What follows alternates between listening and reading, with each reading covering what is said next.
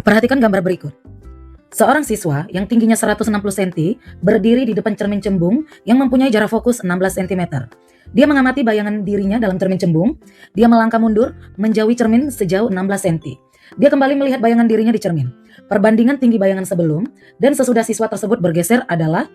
Oke teman-teman, hari ini kita akan menjawab soal mengenai cermin cembung. Nah, topik dari cermin cembung ini kalau di bagian judulnya yaitu cahaya ya. Cahaya, di mana sebabnya itu adalah pemantulan cahaya. Oke, jadi saya tuliskan di sini materinya tentang pemantulan cahaya. Pemantulan cahaya. Oke teman-teman, supaya lebih mudah kita menjawab soal ini, kita tulis dulu apa yang diketahui, kemudian kita tulis ditanya, maka langsung kita jawab. Oke, nah yang pertama di soal ini diketahui seorang jaraknya terhadap cermin cembung sejauh, ya, pertama kali jaraknya sejauh 48 cm. Kemudian jarak bayangan, ya, S1 aksen 16 cm. Kemudian seorang siswa yang tingginya diketahui tingginya ya teman-teman 160 cm. Ingat teman-teman, walaupun dua keadaan, tinggi seseorang itu tidak akan berubah. Yang berubah adalah tinggi bayangannya apabila jaraknya bergeser. Oke, kemudian diketahui di depan cermin cembung mempunyai jarak fokus. Nah, ini jarak fokusnya teman-teman. Nilainya 16 cm.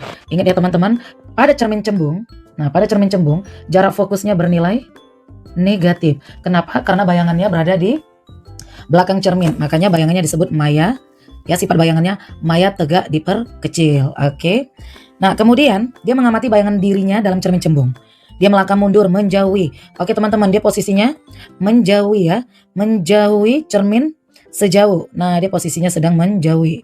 Kalau dia sedang menjauhi cermin, otomatis jarak siswa ke cermin pada kondisi yang kedua sama dengan 48 ditambah 16. Maka hasilnya adalah 64 cm. Nah, jarak pertama 48 cm. Jarak kedua 64 cm. Oke, kita lanjut. Dia kembali melihat bayangan dirinya di cermin. Perbandingan ya. Perbandingan tinggi bayangan sebelum dan sesudah siswa tersebut bergeser adalah. Oke, jadi di soal kita yang ditanya perbandingan tinggi bayangan sebelum, berarti H1 aksen per H2 aksen. Nah, ini yang ditanya teman-teman. Oke. Ini dia rumusnya ya. Oke, kita lanjut ya. Nah, ini adalah rumus trik cepat. Nah, ini dia. Ini adalah trik cepat yang saya gunakan untuk menjawab soal apabila mengalami dua kondisi. Dan ini juga bisa digunakan untuk satu kondisi ya, supaya menjawab soal lebih mudah. Oke, langsung saja. Yang pertama, kita mau menentukan dulu H aksennya. Oke, langsung saja kita mau menentukan H aksen. Langsung kita buat perbandingan antara F per S kurang F sama dengan H aksen per H. Maka F per S1 dikurang F sama dengan H aksen per H. Dengan kita menggunakan cara mudah, kita tidak perlu lagi menggunakan jarak bayangan yang pertama ya teman-teman. Yang ini tidak perlu, langsung saja kita pakai rumus trik cepat. Nah, di mana nilai CF sama dengan 16, tapi kita kasih tanda negatif, per jarak benda yang pertama 48 dikurang negatif 16 sama dengan H aksen per 160. Oke teman-teman, ini kita jumlahkan, maka yang dihasilkan 64. Kemudian 64 bagi 16 bisa ya teman-teman ya. Maka hasilnya di sini adalah 4, kemudian di sini 10. Maka sisa jawabannya negatif 16 per 4 sama dengan H aksen per 10.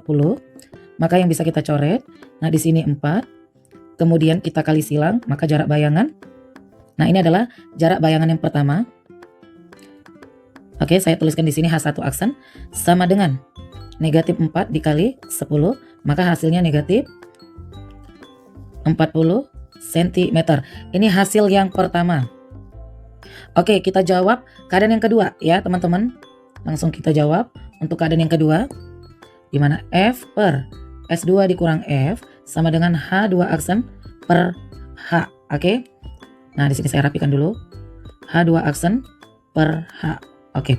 Nah, S-nya teman-teman, F-nya negatif 16 per, ini 48 tambah 16 jadinya 64, yang keadaan kedua dikurang negatif 16 sama dengan H2 aksen per 160. Oke teman-teman, ini kita jumlahkan, maka dihasilkan nilai 80, kemudian 160 bagi 80 sama dengan 2, maka kita kali silang, diperoleh H2 aksen sama dengan negatif 16 kali 2, hasilnya negatif 32 cm. Oke, kemudian kita bandingkan ya teman-teman. Oke, kita buat perbandingannya, di mana H1 aksen ya, H1 aksen per H2 aksen sama dengan negatif 40 dibagi negatif 32. Sama-sama kita bagi 8 ya. Sama-sama kita bagi 8, maka dihasilkan nilai 5/4. Maka jawaban yang kita peroleh teman-teman adalah yang ini, bagian terakhir ya, 5/4. Oke, inilah penjelasan yang bisa saya berikan. Semoga bisa bermanfaat buat teman-teman yang sedang mempersiapkan TKA Fisika untuk di bulan 11. Oke, jangan lupa untuk menantikan soal berikutnya. Oke, terima kasih. Bye.